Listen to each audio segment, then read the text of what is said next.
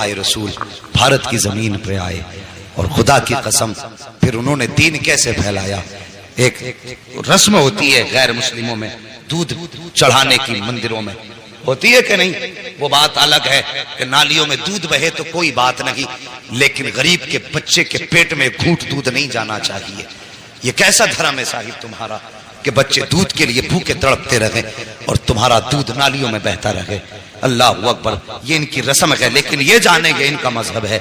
लेकिन हमारा मजहब इतना सच्चा मजहब है, लोग इसे आतंकवाद से जोड़ते हैं। जरा बताइए, जो मजहब रास्ते की पड़ी हुई ईंट को हटाने पे जन्नत की बशारत दे, उससे सीधा सच्चा मजहब कौन सा मजहब हो सकता है? सोचो तो सही। तो उनका उसूल था दूध पिलाने का, और उसी दौर में एक पंडित जी थे, रोज दूध की लुटिया भरी मंदिर चल देते थे, दूध की लुटिया भरी मंदिर चल देते थे, मंदिर जाया करते। एक दिन बेटी कहने लगी, अब्बा जी आज मैं जाऊंगी दूध लेकर।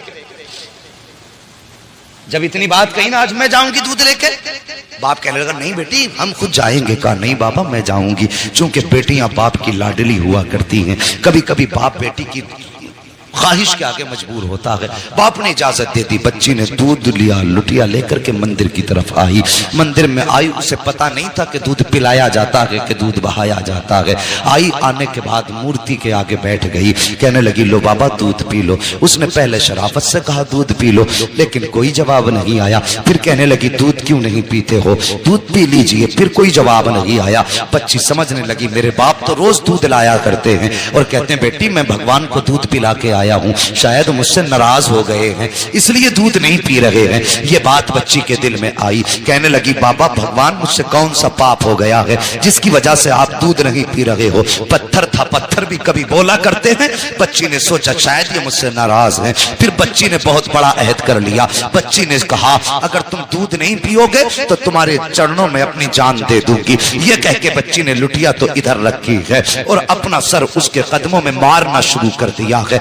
इस बेदर्दी के साथ उसने सर पटका कि माथे से खून बहना शुरू हो जाता है। जब बच्ची सर पटकती रही, रोती रही, उसी रास्ते से इत्तेफाक से गरीब नवाज का गुजर हो जाता है, अताए रसूल का गुजर होता है। जैसी गरीब नवाज ने बच्ची को रोते देखा, सर पटकते देखा, आप आए हैं। आने के बाद पेशानी की जगह अपनी हथेली रख दी है। जैसी हथेली आई है, बच्ची ने यूं सर उठाया, सादा से बाबा को देखा, देख के कहने लगी बाबा कौन हो। कहने लगे बेटी बता तो सही बात क्या है, ये अपने ऊपर जुल्म क्यों कर रही है। उसने कहा बाबा आप जाइए, ये मेरे भगवान का मामला है। मेरे गरीब नवाज ने फरमाया बेटी बता तो सही क्या मामला है, आखिर ये क्यों कर रही है। उसने कहा बाबा तुम क्या जानो, तुम तो मुसलमानों के धर्म गुरु हो, ये हमारे मजहब का मामला है। गरीब नवाज ने कहा बेटी बता तो सही बात क्या है। बच्ची कहने लगी सुनो बाबा अगर नहीं मानते हो तो सुनिए, मेरे बाप रोज दूध पिला के जाया करते हैं, लेकिन आज मैं दूध लेकर के आई हूं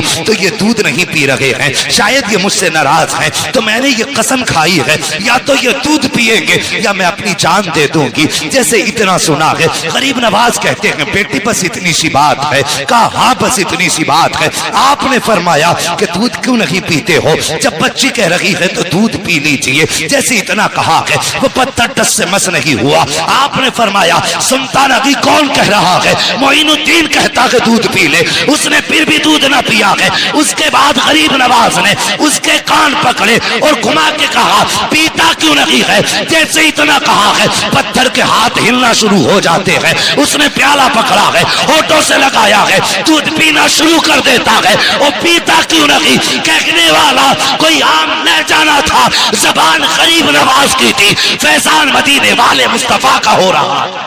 नारे या रसूल अल्लाह, या रसूल अल्लाह, नारे जिंदाबाद जिंदाबाद, अल्लाह अकबर,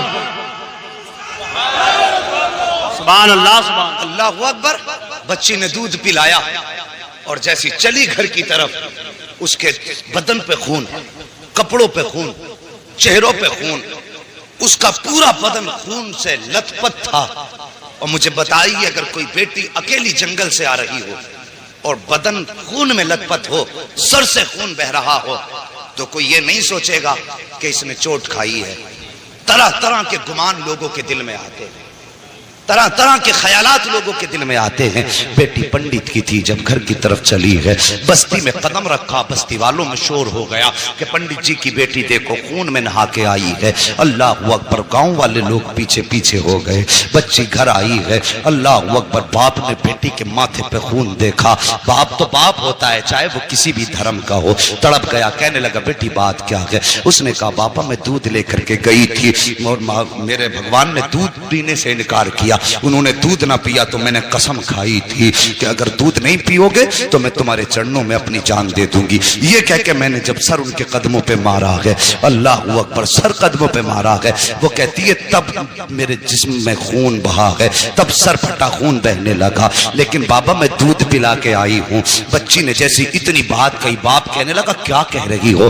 ہاں بابا میں نے دودھ پلایا ہے۔ باپ کہنے لگا بیٹے پوری زندگی گزر گئی اسی پتھر کی عبادت کرتے کرتے، آج تک ہم دودھ نہ پلا سکے، تو ایک دن میں کیسے دودھ پلا سکتی ہے؟ گاؤں والوں نے اتنا سنا، کہنے لگے پنڈت تیری بیٹی جھوٹ بول رہی ہے، دودھ نہیں پلایا ہے، پتھر تو دودھ پی ہی نہیں سکتے، بچی تیری عزت لٹا کے آئی ہے، کسی نے اس کی آبرو لوٹی ہے اس لیے یہ آ کے باتیں بنا رہی ہے، یہ جھوٹ بول رہی ہے۔ اور یار جب کسی کو بھی عزت کا تانا دیا جاتا ہے تو وہ کسی بھی دھرم کی بیٹی ہو، عزت سب کو پیاری ہوتی ہے۔ جب گاؤں والوں نے کہا تھا کہ تیری بیٹی جھوٹ بول رہی ہے، یہ کہیں منہ کالا کر کے آئی ہے، عزت لٹا کے آئی ہے، یہ بہانہ بنا رکھی ہے، باپ نے بیٹی کے قدموں پہ اپنا سر کا جو ٹوپی تھی وہ رکھی اور رکھ کے کہنے لگا بیٹی اے میری بیٹی میری عزت بچا لے، سچ بتا بات کیا ہے؟ بچی کہنے لگی بابا میں دودھ پلا کے آئی ہوں۔ باپ نے کہا جھوٹ نہ بول۔ بچی نے کہا بابا کس کی قسم کھلاتے ہو؟ میں سب کی قسم کھانے تیار ہوں، لیکن سچ یہی ہے دودھ پلا کے آئی ہوں۔ جب بیٹی نے بات پہ یہی جواب دیا، گاؤں والے کہنے لگے پنڈت جی اگر یہی سچ ہے، اگر آج اس نے دودھ پلایا ہے تو پھر کل بھی تو یہی دودھ پلا سکتی ہے، کہ چلیے کل ہمارے سامنے دودھ پلائے تب مانیں گے کہ تمہاری بیٹی سچی ہے۔ باپ نے بیٹی کا چہرہ دیکھا، کہا بیٹی تیرا کیا فیصلہ ہے؟ کیا تو دودھ پلانے کے لیے پھر سے تیار ہے؟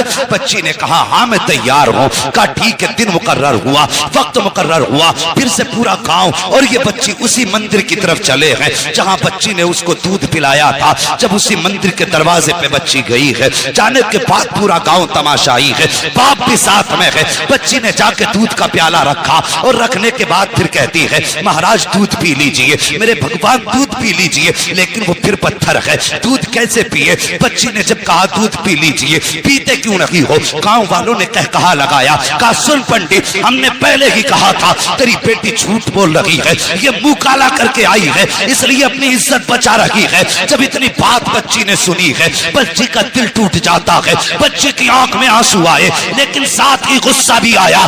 بچی جلال میں اٹھ کے کھڑی ہوئی، توجہ کرنا، بچی جلال میں اٹھ کے کھڑی ہوئی اور کہنے لگی دودھ پیتا ہے یا کل والے بابا کو بلانا پڑے گا، دودھ پیتا ہے یا کل والے بابا کو بلانا پڑے گا۔ جیسی اتنی بات بچی نے کہی ہے پھر اس نے ہاتھ بڑھایا ہے، دودھ پینا شروع کر دیا ہے۔ پھر جب پتھر کی مورتی نے دودھ پی لیا ہے، کہنے لگی بابا دیکھو کل بھی ایسے ہی دودھ پیا تھا، آج بھی دودھ پی لیا ہے۔ باپ نے کہا بیٹی یہ بابا کون ہے بتا تو سکی، کل کون آیا تھا؟ بچی نے کہا بابا میں اس کا نام تو نہیں جانتی ہوں، لیکن ادھر سے آیا تھا ادھر گیا تھا، پورا گاؤں اس ڈگر پہ نکل گیا جس پہ غریب نواز گزر کے گئے تھے۔ ایک درخت کے نیچے جا کے دیکھا میرے غریب نواز بیٹھے ہوئے ہیں۔ جانے کے بعد کہا تھا بیٹی یہی بابا ہے؟ کہا ہاں یہی بابا ہے۔ پنڈت قدموں پہ سر رکھ کے کہتا ہے مہاراج تم بھگوان ہو، جس کے کہنے سے پتھر نے دودھ پی لیا ہے، اتنا کہا ہے۔ غریب نواز نے نکاح کرم اٹھائی ہے،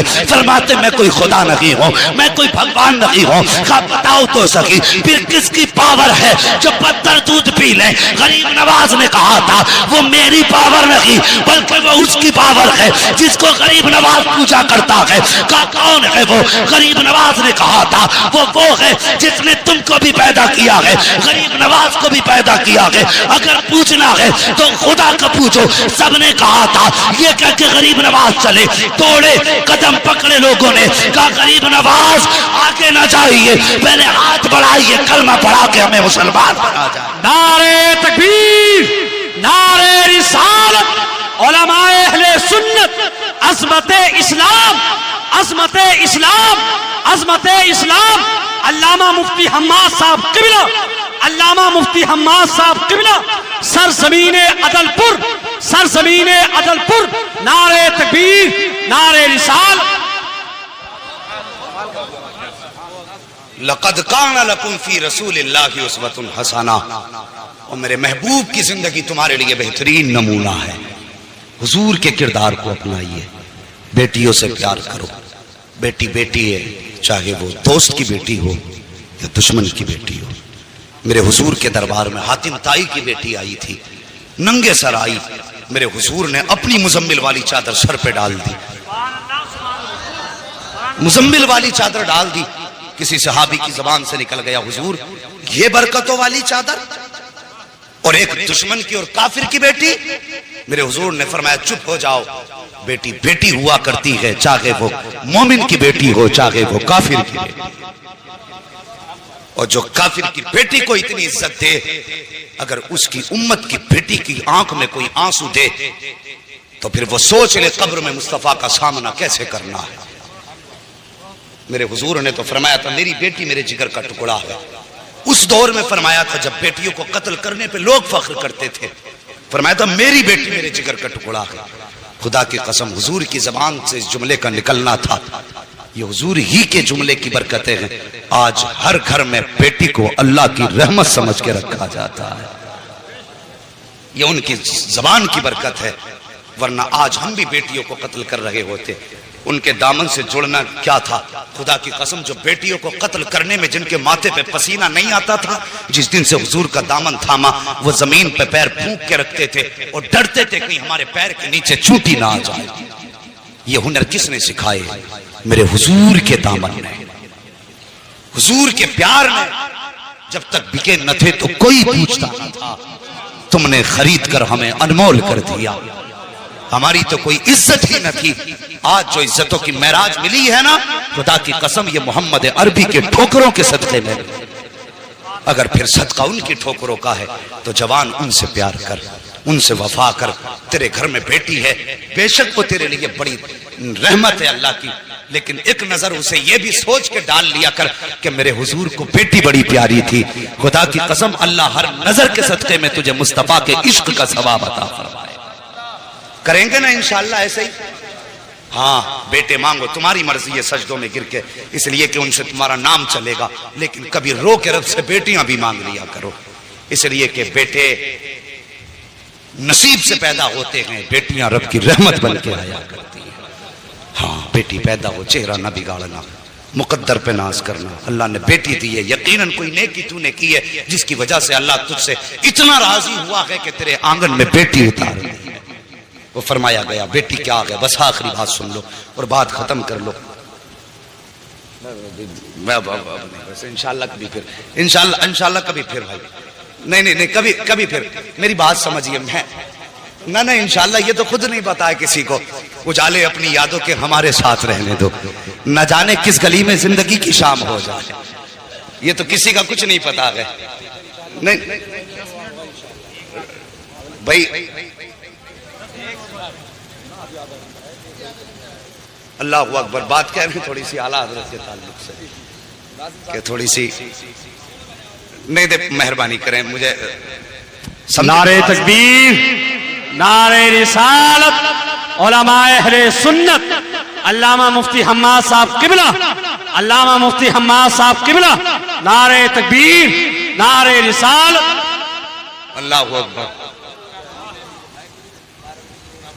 بیٹیوں کو دیکھ کے مسکرا لیا کرو، اس سے مصطفیٰ بھی راضی ہوں گے، ہمارا خدا بھی راضی ہوگا. اور اگر کبھی گھر میں برکت نہ ہونا، کبھی گھر میں برکت نہ ہو اور تمہیں لگتا ہو آفتیں آ گئی ہیں، بزنس بند ہے، کام ٹھپ ہے، جو بھی کرتے ہیں کوئی نہ کوئی مصیبت لگ جاتی ہے، فرمایا پھر مصلی بچھا، 2 رکعت نماز پڑھ. تیرے گھر کے اندر بیٹی یا بہن موجود ہے، اسے مصلی کے آگے بیٹھا اور پھر رب کے آگے ہاتھ پھیلا دے اور بس اتنا کہ یا اللہ اس بیٹی کے صدقے میں میرے گھر میں برکت عطا فرما دے. فرمایا گیا، بزرگوں نے فرمایا ہاتھ نیچے بعد میں آتے ہیں، خدا کی رحمتیں گھر میں پہلے اتار دی جاتی. اللہ اکبر. او یار لوگوں کی دل جوئی کرو، کسی کا دل نہ دکھاؤ. پوری زندگی ہو گئی مسلک اعلیٰ حضرت کا نعرہ لگاتے ہوئے. اعلیٰ حضرت کو سمجھو کون ہے اعلیٰ حضرت. ذرا قریب سے سمجھیے، میں ان کی زندگی